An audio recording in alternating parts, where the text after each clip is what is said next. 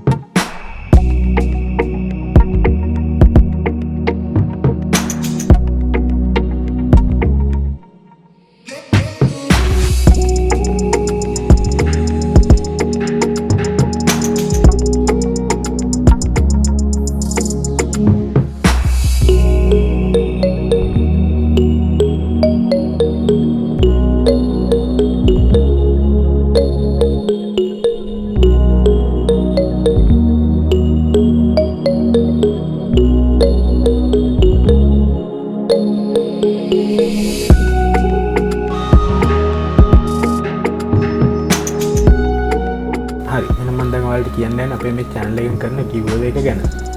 අපේ channel එකෙන් තීරණය කරලා තියෙන subscribers 1000 සම්පූර්ණ ගාම ඔයාලට වටිනා drawing pad එකක් tag කරන්න.